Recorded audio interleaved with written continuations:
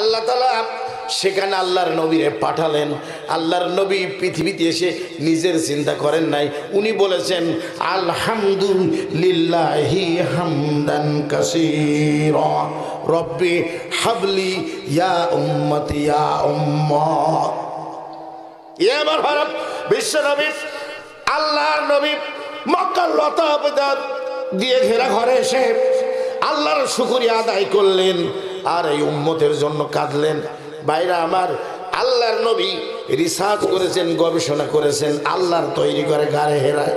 ওই গারে হেরায় কোটি কোটি মানুষের মধ্য থেকে বিশ্ব নবীকে আল্লাহ তাআলা বাছাই করলেন। সকলে জোরে জোরে বলুন মারহাবা, আরো জোরে বলেন মারহাবা। আল্লাহ তাআলা বিশ্ব নবীকে টিচিং দিলেন। আমি কিন্তু দুইবার উঠেছি এই 3 মাইল খাড়া পাহাড়ের ওপরে, যেখানে জিবরিল আমিন সর্বপ্রথমে ইকরা বিসমি রব্বিকাল্লাযী খলাক সূরা আলাকের 5টা আয়াত নাজিল করলেন।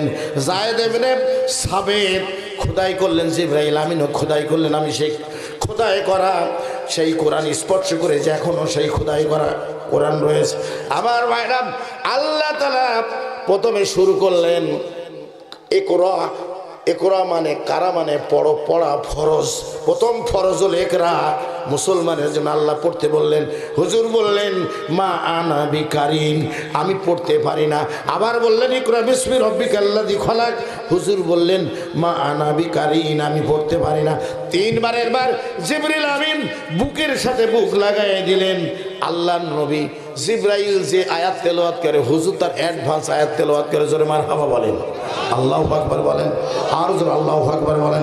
আমার বন্ধুগণ, এভাবে 1 নয় 2 নয় 23টি বছর ধরে জিবরিল আমিনকে আল্লাহ তাআলা পিয়ন করে, মাধ্যম করে আল্লাহ তাআলা ডাইরেক্ট নবীজির শিক্ষক হয়ে গোটা দুনিয়ার শ্রেষ্ঠ বিশ্ববিদ্যালয়ে গারে হেরায় আল্লাহর নবীরে টিচিং দেওয়ার পরে 23 বছর পর আল্লাহ তাআলা 40 বছর থেকে 23 বছর পর আল্লাহ তাআলা বললেন নবী, আমি আল্লাহ তাআলা আমার যে দায়িত্ব ছিল আমি আপনার উপর অর্পণ করলাম, আপনাকে কামেলে মোকাম্মেল বানালাম।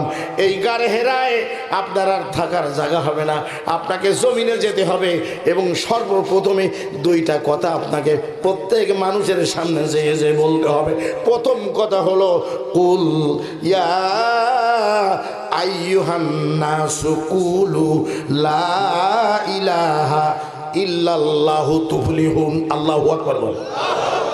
এই কথাটা বলতে হবে প্রথমে সমস্ত মানুষের সামনে। যে 2 নম্বর কথা ইয়া কওমি ইবুদুল্লাহা মা লাকুম মিন ইলাহিন গায়রু আনিবুদুল্লাহা ওয়াজতানিবু তাগুত। প্রথম কথার অর্থ হলো এই, হে মক্কাবাসীরা, কুফারে কুরাইশরা ও ইহুদি নাসারারা, কাফির মুশরিকেরা, তোমরা বলো লা ইলাহা ইল্লাল্লাহ, আল্লাহ ছাড়া কোনো মাবুদ নাই, আল্লাহ ছাড়া ইলাহ নাই, আল্লাহ ছাড়া হায়াতের মালিক নাই, মৃত্যুর মালিক নাই, একমাত্র আল্লাহ ছাড়া আর কারোর কাছে মাথা নত করা যাবে না। প্রথমে এই কথাটা বলতে হবে, আবু জেহেলের সামনে যে বলতে হবে।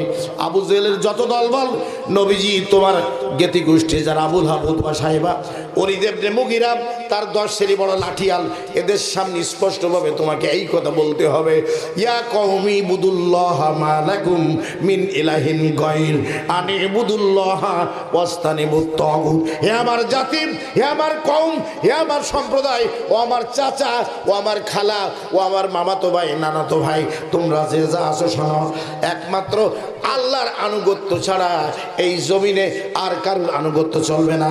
ইন্নী রাসূলুল্লাহি ইলাইকুম জামিয়া, আর আমি তার পক্ষ থেকে পিয়ন হয়ে, রসুল হয়ে এই পৃথিবীতে এসেছি। সকলে জোরে জোরে বলুন আমিন। এ কথা কার? আরো জোরে কোন কার? আল্লাহর কথা আল্লাহ রসুল কি বন্ধ করে দেবে? আরো জোরে কোন। আসতে বলেন কেন? হুজুর কি বন্ধ করে দেবে? না। কিন্তু আল্লাহ রসুল জানতেন যে এই কথাগুলো বললে হুজুরের জীবনের আশঙ্কা আছে, বাধা আছে, বিপত্তি আছে, বাপের বাস্তবিকতা ছেড়েও চলে যেতে হবে, এমন অবস্থা আল্লাহ রসুল জানতো না। কথা কন, আরো জোরে কন। জানা সত্ত্বেও আল্লাহ রসুল কি কলেমার দাঁত বন্ধ করে দিচ্ছে? হুজুর গারে হেরা থেকে নেমে আসলেন, একদম খাড়া। খাদিজাকে বললেন, খাদিজা আমি চললাম। আল্লাহ রাব্বুল আলামিন বলেন, কতটুকু এলেম আপনাকে দিলাম, আপনি শোনেন। ওই এলেমের বহার আপনি দেখাবেন না, আমি আল্লাহ তাআলা যেটা আপনারে বলতে বলবো সেটা আপনি বলবেন। আল্লাহ বলে, আপনার এলেমের বহার আমি কতটুকু দিলাম। ভাইরা আমার, পানি বিজ্ঞানীরা বলেছেন এই পৃথিবীতে যত সাগর মহাসাগর আছে সবচাইতে বড় সাগরের নাম হলো প্রশান্ত মহাসাগর। পানি বিজ্ঞানীরা বলেছেন প্রশান্ত মহাসাগরের গভীরতা হলো ৮,০০০ মাইল। কত মাইল? জোরে কোন? উপর থেকে ফাতনা দেবেন নিচে যাইতে ৮,০০০ মাইল। আল্লাহ বলেন, ওয়ামা উতিতুম মিনাল ইলমি ইল্লা কালিলা। ও নবী, আমি আপনাকে তামাম পৃথিবীর সবচাইতে বড় জ্ঞানী বানালাম। 23টি বছর গাড়ে হেরায় আপনাকে টিচিং দিয়ে কতটুকু জ্ঞানী আপনারে বানালাম শোনেন। আপনি সারা পৃথিবীর যত নদী নালা খাল বিল জলাশয় ডোবাশয় পুকুর পুষ্করণী পদ্মা মেঘনা যমুনা গঙ্গা যাই বলেন না কেন, আরব সাগর ভারত সাগর চীন সাগর প্রশান্ত মহাসাগর বঙ্গোপসাগর যাই বলেন না কেন, আল্লাহ বলে নবী তুমি এখন মানুষের কাছে এই কথাটা বলতে পারো, আনা মাদিনাতুল এলমি ও আলিউন বাবুহা। আমি হলাম এলেমের রাজ্য আর আলী হলো ওই রাজ্যের দরজা। এটা আপনি বলতে পারবেন, কারণ আমি আপনাকে কতটুকু এলেম দিলাম আপনি শুনে রাখেন। এখন বর্তমান আপনি, আমি আল্লাহ আমার কাছ থেকে নবুয়তের টাইটেল নিয়ে জমিনে যাচ্ছেন, আপনার সারা পৃথিবীর সকল মানুষের উপরে জ্ঞানী মানালাম, তবে আপনার জ্ঞান কতটুকু দিলাম আপনি শুনে নেন, বলবো কিনা? আরো জোরে কর। আল্লাহ বলেন, নবীরা একটা চড়ুই পাখি ওয়ামা উতিতুম মিনাল ইলমি ইল্লা কালিলা, পানির অপর নাম কি? জোরে কন, আরো জোরে বলুন কি? আল্লাহ বলে নবী একটা চড়ুই পাখি যদি পানির পিপাসায় বুকের সাথে ফেটে যাব ভাব, পানির তালাশ করছে, পানি পায় না, হঠাৎ করে উড়াল দিল প্রশান্ত মহাসাগরের মাঝখানে যেয়ে সে পানির সন্ধানগুলো তালাশ করলো, তার ছোট্ট দুটো কচি ঠোঁট দিয়ে প্রশান্ত মহাসাগরের মাঝখানে ঠোঁট দিয়ে ঠোক দিয়ে পানি চুষে চুষে খেলো। আপনারা বলুন, একটা চড়ুই পাখি যদি প্রশান্ত মহাসাগরের মাঝখান থেকে পানি খেয়ে তার পিপাসা নিবারণ করে, কত মাইল ওই সাগরের পানি কমে যাবে? হ্যাঁ, কমবে না। আল্লাহ বলে নবী আমার এলেম প্রশান্ত মহাসাগর, আর আমি আপনাকে দিলাম চড়ুই পাখির ঠোঁটে যতটুকু ধরে ততটুকু, তারপরে আপনাকে দুনিয়ার শ্রেষ্ঠ জ্ঞানী বানালাম। আর একবার জোরে জোরে বলুন আল্লাহু আকবার, আরো জোরে বলুন আল্লাহু আকবার। ভাইরা আমার, যে কথা সেই কাজ।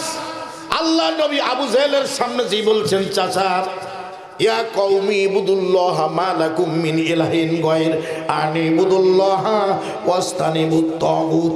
অর্থাৎ এমন কথা বললেন যে কথার ওয়েট, যে কথার ওজন আবু জেহেলের 14 গোষ্ঠী পর্যন্ত জানে যে আব্দুল্লাহর বেটা মুহাম্মদ আমাদের ভাতুষপুত্র হঠাৎ করে যে কথা বলতে যাচ্ছে, এই কথার 1 নম্বর টার্গেট হলো আমার চেয়ারটা টেকবে কি টেকবে না, এটা হলো মেইন। আমার চেয়ারের কলেমার দাওয়াত ডায়েরিটা আমার চেয়ারে মেরেছে। কোথায়? কথা বলেন না কেন? চেয়ারে। এজন্য আবু জেহেল রাষ্ট্রপ্রধান, 3 শ্রেণীর মানুষ কলেমাকে স্তব্ধ করার জন্য, বন্ধ করার জন্য জীবন দিয়ে অর্থ দিয়ে বাধা দিল। কয় শ্রেণীর মানুষ? জোরে কন। 1 নম্বর হলো রাষ্ট্রীয় শক্তি আবু জেহেল। 1 নম্বর কি? আরো জোরে কন। কলেমা কি বন্ধ করতে পেরেছে? আবু জেহেল যখন চলে গেল তখন আসলো পুঁজিপতিরা, যারা সিজনে এই যে দিলেন আপনারা, আমি দেখলাম তো পানের ওই কি বলে পিলে দিলেন, আমরা ভাটি বলি, হ্যাঁ, ওই সমস্ত মালগুলো যারা গোডাউনে মজুত করে রাখে, যখন দেশে আগুন লেগে যায় তখন কিন্তু ছেড়ে দেয়। এরকম চরিত্রের মানুষ আমাদের দেশে আছে না নাই? সুজলা সুফলা শস্য সমলা, ছোট্ট সোনার বাংলাদেশ, দাড়ির দেশ, টুপির দেশ, মসজিদের দেশ, মাদ্রাসার দেশ, খানকা শরীফের দেশ, পীর মাশায়েখের দেশ, ওয়াজ নসিহতের দেশ, তাফসীরের দেশ, তাবলীগের মেহনতের দেশ, এ দেশেও সব থাকবে কেন? কতক্ষণ ঠিক কিনা? কিন্তু এদেশে এসব থাকবে কেন? এত কিছু যখন এদেশে, যখন 5 বার সারা বাংলাদেশে আজানের সুরের কারণে কান পাতা যায় না, এসব থাকবে কেন দেশে? আবু জেহেল শেষ, রাষ্ট্রপ্রধান শেষ, গুলি বারুদ বন্দুক দিয়ে বন্ধু বান্ধবের পার্শ্ববর্তী দোস্তদের সাহায্য নিয়েও যখন ফেল, তখন লাগিয়ে দিল পুঁজিপতিদের। ব্যাস, তোমরা দেখো পুঁজিপতিরা কিন্তু কলেমার কাছে টিকতে পারে। এটা হচ্ছে আগুন, আগুনে হাত দিলে হাত তো পড়বে, কতক্ষণ টিকে না, আগুনে হাত দিলে পড়বে না। পুঁজিপতিরা শেষ, চলে গেল। তাহলে 1 নম্বর রাষ্ট্রীয় শক্তি, 2 নম্বর পুঁজিপতি, 3 নম্বর ধর্মের নামে এক শ্রেণীর ব্যবসায়ী দল। ওরাই আমি মাঝে মধ্যে, আমার লেখা বই আছে এখানে দুটো, আমি 22খানা বই লিখেছি, 2খানা আছে। একটার নাম হলো আশারায় মুবাশশারা, যে 10 জন জীবিত অবস্থায় বেহেশতের টোকেন পেয়েছে, আর একটা আজওয়াজে মুতাহারাত, মা জননীদের জীবনী, রাসূলুল্লাহ 11 জন স্ত্রীর জীবনী, 70 টাকা প্রাইস, আপনাদের জন্য 50 টাকা থাকবে, এটা নিয়ে যাবে। এই বইয়ের মধ্যে আমি কোন জায়গায় জন্য লিখেছি আমার ভাইরা, কিরামানার কাতাবিন রোজ হাসরের দিন, কিরামানার কাতাবিন রোজ হাসরের দিন, আল্লাহর কাছে যদি করে অভিযোগ, আমি বলবো দুনিয়ায় ছিলাম খাজা বাবার লোক, আমি বলবো দুনিয়ায় ছিলাম খাজা বাবার লোক। এরা এক শ্রেণীর দল, যারা খাজা বাবার উপর ভরসা করে। এরম লোক দেশে আছে না নাই? তাহলে ওই রাষ্ট্র শক্তি কলেমার বাধা দেওয়া লোক আছে, পুঁজিপতি কলেমার বাধা দেওয়ার লোক আছে, 3 নম্বরে ধর্মের নামের এক শ্রেণীর ব্যবসায়ী দল, কলেমা বাধা দেওয়ার লোক এদেশে আছে। আমার ভাইরা, তাহলে মসজিদে আজান হয়, মাদ্রাসায় লেখাপড়া হয়, পীরের দরবারে তসবিহ তাহলিল হয়, জিকির আজকার হয়, ওয়াজ নসিহত করে তাফসীর করে মানুষের বোঝানো হয়, মসজিদের আজান হয়, কত কিছু না। তাহলে এগুলো হবে কেন? এগুলো যাতে না হয়, আল্লাহ তাআলা আল্লাহ রসুলকে একটা ম্যানুয়াল দিলেন যে তুমি এই কাজ করো, আমি তোমার পেছনে কি আছি।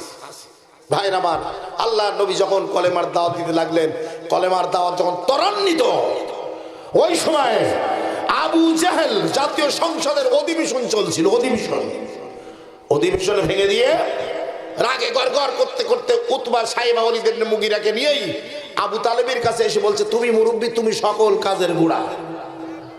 কার কাছে? আল্লাহ রাসূল তখন কার আশ্রয় আছে? জোরে কন। এসে বলছে, তুমি মুরব্বী, তুমি সকল কাজের গোড়া, তোমার তো এতদিন পর্যন্ত মুরব্বী বলে সম্মান করেছে, আজকে থেকে তোমার কোনো সম্মান নেই। কারণ ওই মুহাম্মদ সাল্লাল্লাহু আলাইহি ওয়াসাল্লাম যে কালসা, যারে ভাত দুধ কলা খাইয়ে পুষিয়ে মানুষ করেছি, এরকম সবল মানুষ যদি আগে জানতাম, ওই মায়ের পেটেও শেষ করে দিতাম। তোমার কারণে আজকে আমাদের মান সম্মান সব শেষ। তবে আবু তালেব, তুমি শুনে রাখো, আমি আবু জেহেল, আমি তোমার ছোট ভাই, বয়সে ছোট বলে গেলাম, তুমিও কিরাম বাপের বেটা, আমিও কিরাম বাপের বেটা, দেখবো। কিন্তু আজকে থেকে যদি মুহাম্মদ সাল্লাল্লাহু আলাইহি সাল্লাম কলেমার দাওয়াত দেয়, তাহলে আমরা তাকে হত্যা করে ফেলবো। তুমি আর তোমার ভাতুষপুত্রের সাথে দেখা করতে পারবে না। আমি 144 ধারা জারি করে দিয়ে গেলাম। এই 144 ধারা জারি করে দিল আবু জেহেল। কে দিল? জোরে কর। কত ধারা? মনে রাখবেন এটা, কারণ এর আবার ডবল ধারা আছে। আবু জেহেল কত ধারা চালু করে দিল? 144। আল্লাহর হাবিব কলেমার দাওয়াত দিয়ে যখন বাড়িতে আসলেন, আল্লাহর নবীর চাচার দিকে তাকিয়ে দেখেন মুখটা বড় মলিন। হুজুর বুঝতে পারলেন চাচা মুরব্বী হয়ে গেছে, বয়সের ভারে ইনকাম করতে পারে না, আর ও সংসারে অনেক লোকজন। তারপর আমি ভাতুষপুত্র, আলাদা একটা এক্সেস বোঝা, আলাদা একটা বোঝা। এজন্য মনে হয় চাচার চোখ দিয়ে টপ টপ করে পানি পড়ছে। হুজুর মনের অবস্থা বুঝতে না পেরে বলে, চাচা আপনি আমার সামনে কাঁদবেন না, আমি সহ্য করতে পারি না, কারণ আমি তো এখন খুঁটে খেতে শিখেছি। চাচা আমি আর আপনার গলগলায় থাকবো না। আমি বুঝতে পেরেছি আপনি মুরব্বী হয়ে গেছেন, সংসারে অনেক মানুষ ভালোভাবে খাটতে পারেন না, খাবার দিতে পারেন না, তারপরে আমি একটা অতিরিক্ত বোঝা, আজকে থেকে আপনার সংসারে থাকবো না, আমি নিজের পায়ে দাঁড়িয়ে নিজে ইনকাম করবো। জোরে গান মারহাবা। তো আপনি কাঁদবেন না, আমার অনুরোধ। আবু তালিব বলেন, মুহাম্মদ সাল্লাল্লাহু আলাইহি সাল্লাম আমার আব্বা আব্দুল মুতালিব আমার পরে দায়িত্ব দিয়ে গেল। আমি যখন তোমার দায়িত্বভার গ্রহণ করেছি, আমার মৃত্যুর আগ পর্যন্ত তোমার পরে আমার কোনো অস্বস্তি নাই, তুমি আমার জন্য কোনো বোঝা না, তুমি আমার জন্য আমি রহমত মনে করি। আল্লাহু আকবার বলেন, আর আল্লাহু আকবার বলেন।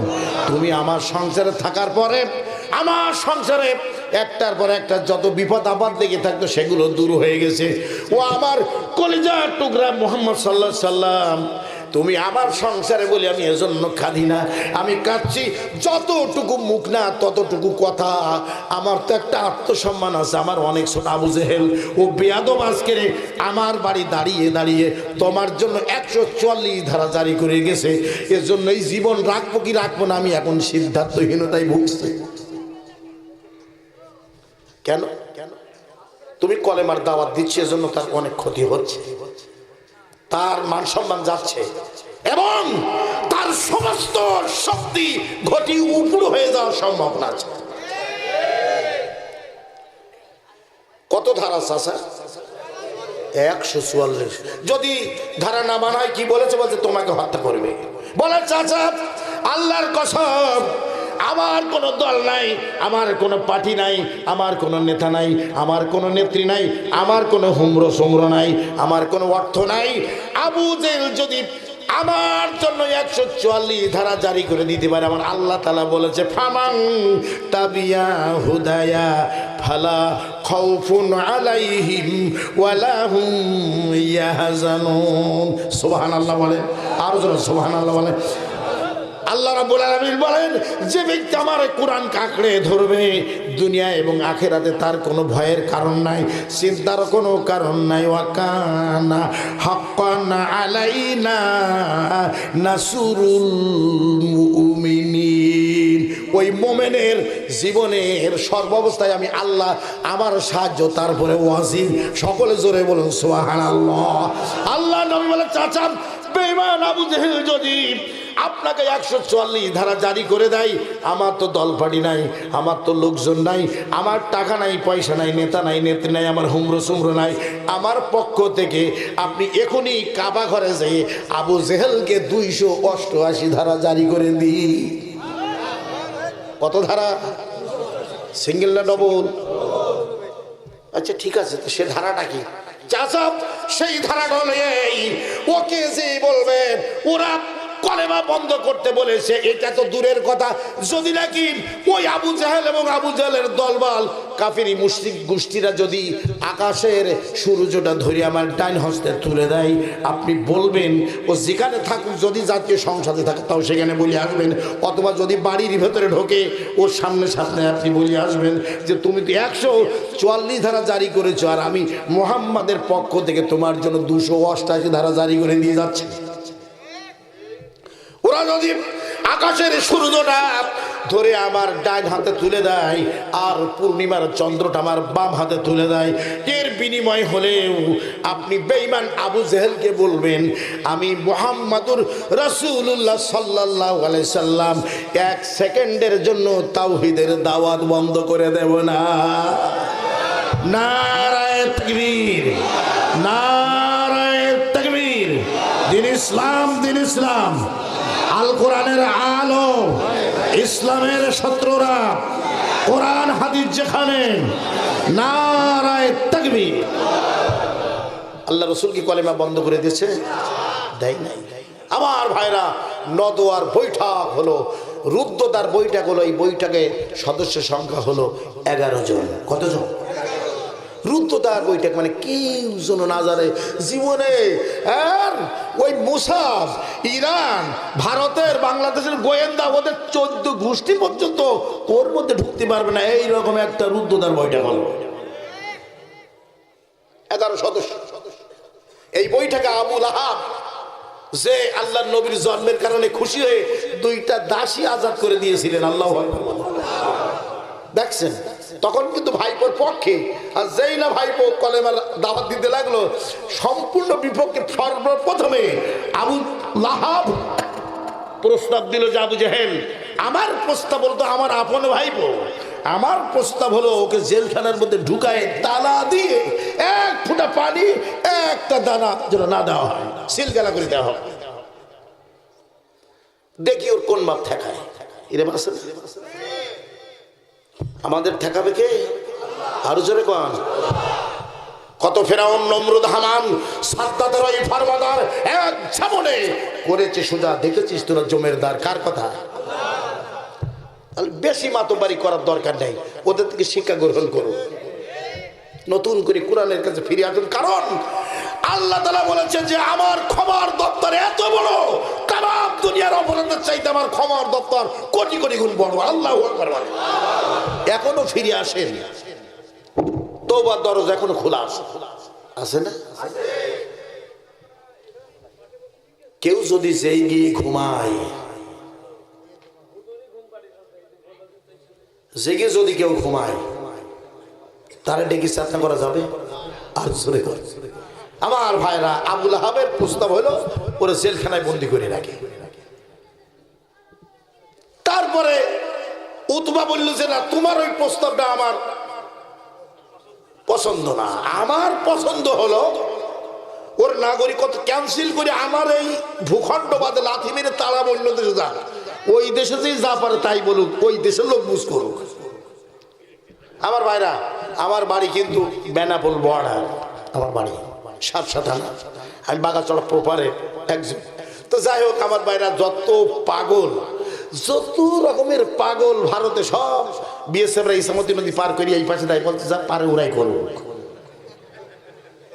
কতক্ষণ ঠিক কিনা? গত কয়েকদিন আগে, আল্লাহর কসম মিথ্যে বলছি না, কয়েকদিন আগে এক জায়গায় মাহফিল করতে গেলাম, তো বলছে হুজুর ওই যে বাড়ি আপনার খাওয়ার কথা ছিল আগে, আমরা কিন্তু এটা বিরোধিতা করে ওকে খাদ্য দিইনি, কারণ ওই এক বোতল ফ্যান্সিডিল 17 বোতল করিয়ে প্রত্যেকটা, ওই এক বোতল 17 বোতল করিয়ে প্রত্যেকটা 2600 টাকা করে আছে, বুঝছেন? এক বোতল কয় বোতল করে? যে 17 26 কত? তাই বলছে ওর টাকা এই সবাই চান্দা টান্দা দেশে দেবো, তো চান্দা দেশে তা ওই পায়খানা ঘরে লাগাবো, আমরা ওটা বলা খাওয়া করি না, বড় অঙ্কের টাকা দেশে তো ওটা কাজে খাটাবো না। আপনার যা দুবাই নো না। আমার ভাইরা, আপনি বিয়াদব হবেন, বিয়াদবের দোয়া কবুল হবে না। অভিশপ্ত কুরআন বিরোধী আচরণ করবেন, দুনিয়ায় শাস্তি পাবেন, কবরেও শাস্তি পাবেন। ফিরে আসুন, কারণ নমরুদের মতো অত বাহাদুরি আমাদের নাই, ফেরাউনের মতো অত বাহাদুরি আমাদের মতো নাই, বিশ্বলম্পট সাদ্দাতের মতো বাহাদুরি আমাদের নাই, কারুনের মতো বাহাদুরি আমাদের নাই। কতক্ষণ ঠিক না বেটে? কাজেই অহংকার হলো আল্লাহর চাদর। আসুন আপনি আমি কোরআনের কাছে ফিরে আসি, কারণ আল্লাহর রহমতের দরজা কোটি কোটি গুণ বড়। জোরে কোন আলহামদুলিল্লাহ। ভাইরা আমার একটা কথা মনে পড়ে গেল, কথাটা এখানে থাক। ওই দুইজনের সিদ্ধান্ত, তার একজনের বাকি আছে, একটা কথা বলি। যখন বারবার আল্লাহ নবীর রওজা বাবু সালাম দিয়ে ঢুকি, নবীজির রওজা সালাম দিই, যখন এক হাত দূরে ছিদ্রটা আবু বকর সিদ্দিকের আসসালাতু ওয়াসসালামু আলাইকা ইয়া আবু বকর ইবনে কুওয়াফা রাদিয়াল্লাহু তাআলা আনহু বলে আরেকটু যখন দুই পা হেঁটে যায় হযরত উমরের কবর, আসসালাতু ওয়াসসালামু আলাইকা ইয়া আমির আল মুমিনিন উমর ইবনুল খাত্তাব রাদিয়াল্লাহু তাআলা আনহু। এটা আল্লাহু আকবার বলে। সারা জীবন গেলে শান্তি মিটবে না, কারণ মক্কা মদিনা মোমেনের কলিজা আল্লাহ লটকে রেখেছে, যতবার যাবে স্বাদ মিটবে না। আমি দোয়া করি আল্লাহ এখানে যারা আছে মা বোনের পর্দার অন্তরালে আছে, আল্লাহ তোমার তো অভাব নেই, তুমি সকলকে মক্কা মদিনা না দেখিয়ে কবরে নিও না। জোরে করে আমি ওমরের কথা আমার মনে পড়ে গেল। হযরত ওমর রাসূলুল্লাহ সাল্লাল্লাহু আলাইহি সাল্লামের খুনি ছিলেন, হন্তা ছিলেন। কথা কোন ঠিক কিনা?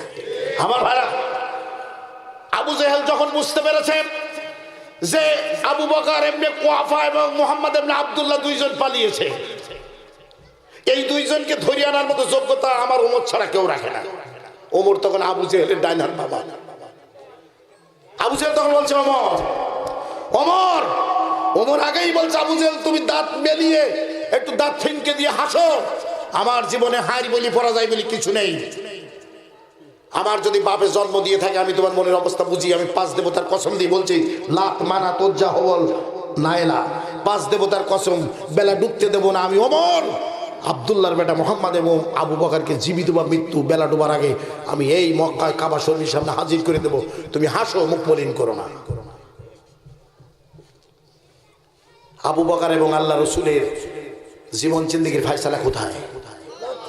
আবু জেহেল তখন গদগদ চিত্তে বলে ফেললো, তাই যদি তুমি পারো আমি ওই 5 দেবতার কসম দিয়ে বলছি, লাত মানাত উজ্জা হবল নাইলা, তোমাকে 100 লাল উট দেব এবং 1000 স্বর্ণের আশরাফি দিরহাম দেব, একটা কম দেব না।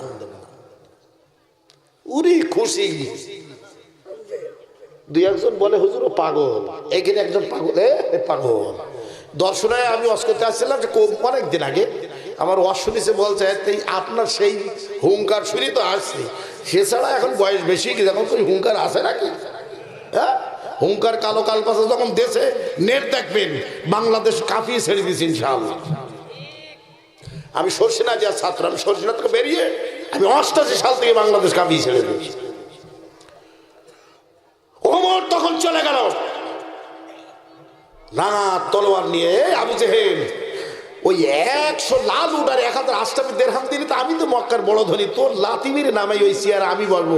ওমরের মনে মনে একটা পরিকল্পনা, উপকার করলে কি হয়? আপনার ব্যস্ত হচ্ছে সোনার মদিনায় নবী পাকের রওজায় একটু দরুদ দেন। ইয়া নবী সালাম পড়ুন, ইয়া রাসূল ইয়া হাবিবি সালাওয়াত। আমার লেখা পারলে নিবেন, এখানে নাই মনে হয়। ইয়া রাসূলুল্লাহ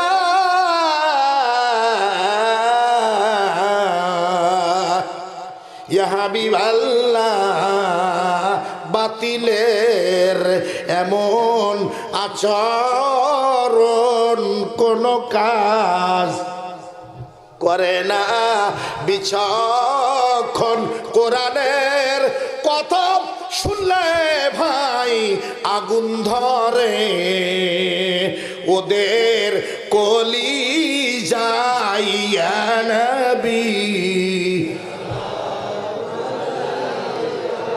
ইয়া রাসূল ইয়া হাবিবি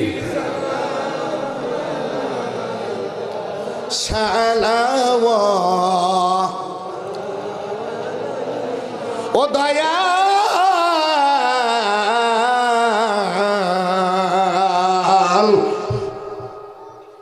350 বছর ধরিয়া কান্দিলেন আদম আর হাওয়া, হইল মাবুদের দয়া কবুল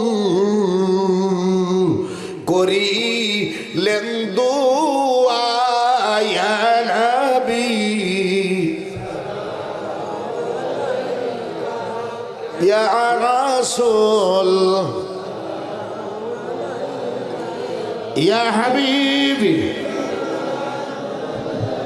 সালাওয়াত। আমার ভাইরা, হযরত ওমর যাচ্ছে, আর জ্ঞান নাই, দেখবি দি কাপড় পরনে আছে কি নেই, 100 লাল উট 1000 আশরাফি দিরহাম, আবু জেহেলের গদি থেকে সরাবো, আমি হব বড় মোড়ল।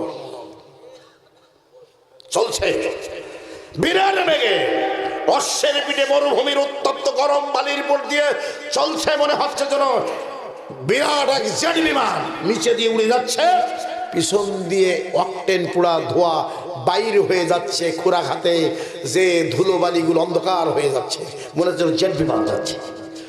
বহুদূর যাওয়ার পরে সামনে ওমরের বয়সের মতো সমবয়সে একজন লিকলিকে মানুষ, 2 গালা হাত লম্বা করে ওমরের গতি রোধ করলো। ওমরের হয়ে গেল রাগ, চোখে শস্যের ফুল, তরবারি বাইর করে বলছে, এই বেটা, হ্যাঁ বিয়াদব, তুই আমার নাম শুনিসনি? আমি খত্তাবের বেটা ওমর, আর শয়তানি ইউখাফা ওমর, ইবলিস শয়তান বলছে আমি দুনিয়ার কাউকে দেখে ভয় পাইনি। যদি আমি শুনেছি ওমর নদী ডাঙ্গা থেকে বন্দর ভিটায় আসছে, আর আমি ইবলিস, আমারও নদী ডাঙ্গায় যাওয়ার দরকার, আমি কিন্তু বর্তমানে আছি চুয়াডাঙ্গায়, তখন আমি এক লাফে ভারত ঘেঁষা মেহেরপুর। इबलिस बाप का बेटा सिपाही का घोड़ा कुछ ना हो तो थोड़ा थोड़ा जैसा का तैसा मिले, राजा का मिले रानी, भूत का पेतली मिले, पैसा का मिले हंस पैसा नहीं। तो उठाया से इबलिस को ना उम्र से ठीक की नजर को ए बेटा তুই আমার গতিরোধ করলি, তোর এত বড় সাহস নাম কি? বলছে দোস্ত তুই ভুলে গেলি, এক ক্লাসে পড়াশোনা করেছি, এক বেঞ্চিতে বসতাম, সে নইম না, ওরা নইম ফইম বুঝিনি, 100 লালু 1000 আষ্টামি দেড়হাম। তোর বাড়ি বাইক কাছে বলছে যেখানে যাচ্ছি তবে তোর দিয়ে বউনি করে যায়। আমার ভাইরা, আমার আল্লাহ তাআলা বলে লা তাকনাতু মির রাহমাতিল্লাহ ইন্নাল্লাহা ইয়াগফিরুয যুনুবা জামিআ ইন্নাহু হুয়াল গফুরুর রহিম। আল্লাহ বলে দুনিয়ার মানুষেরা আমার রহমত থেকে তোমরা কেউ নৈরাশ হয়ো না। আল্লাহ তাআলা বলছেন আমার রহমত থেকে কেউ নৈরাশ হয়ো না। আমার ভাইরা, দুইজনের কথোপকথন, ওমর কিন্তু বন্ধু বলে ছাড় দিচ্ছে না। ওমরের লোভ হচ্ছে 100 লালু আর 1000 আষ্টামি দিরহাম গদি। আমার আবু জেহেলের আমি এমন হারান হারাবো যেমন নাকি চারিদিকের পরিবেশ। ও বুঝতে পেরেছে। হঠাৎ দুইজনের কথোপকথনের মাঝখানে 3.5 মাসের একটা ছাগলের বাচ্চা। কিসের বাচ্চা? দুইজনের মাঝখানে তিড়িং বিড়িং যাচ্ছে আসছে যাচ্ছে আসছে। তো নঈম বলছে ওমর যাচ্ছিস করে, তুই চিনতে পারছিস না? আমি নঈম না বলছি এইবার চিনেছি, তবে তোর এত বড় সাহস, আমার সামনে বাধা দেওয়ার মতো ক্ষমতা পৃথিবীর কারণ নেই। ইবলিস শয়তান পর্যন্ত আমার নাম শুনলে, সৌদি আরবে থাকলে আজানের সময় ওমরের নাম শুনলে ইবলিসের নামাজ পড়া লেগেছে। বাস নঈম তখন ওই অবস্থায়, ওমর তো রাগ, বাজাই তুই যাচ্ছিস কি? বাজাই সর, বড় বাঘ কাজ করে ফেলি আগে। বড় বাঘ মানে আব্দুল্লাহ মোহাম্মদ রাজ নিহাই নেই। তার নঈম তোর বলছে যে তুই তো বিরাট শক্তি, এই যে ছাগলের বাচ্চা, এই বাচ্চাটা তুই তাড়িয়ে ধরতে পারিস? যদি পারিস তাহলে বসবো তুই কিরাম বীর। বলুন দেখি, ম্যাডাম যদি কানমাল হয় সুবহানাল্লাহ পড়ে না গুতো মানে? ওমর বলছে যে 5 দেবতার কসম তোর জীবনে বাঁচা দামটা বাঁচাবো না, বন্ধু বন্ধু বসি না, তারা ছাগল আগে তাড়া হয়। 50 গজ যাওয়ার পর ছাগল অদৃশ্য হয়ে গেল। আল্লাহু আকবার বলেন, আল্লাহু আকবার। নঈম বলে আমার কি হলো, মুখ মলিন কেন? ওমর বলে নঈম 5 দেবতার কসম করে বলছে জীবনে কোনোদিন আমার হার নেই, পরাজয় নেই।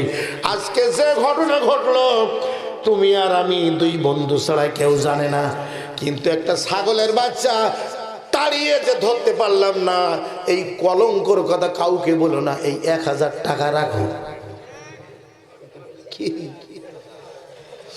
নঈম বলে আমার টাকার আমার দরকার নাই, যে একটা ছাগলের বাচ্চা তাড়িয়ে ধরতে পারে না সে কিরাম বীর আমার বুঝে আসে না।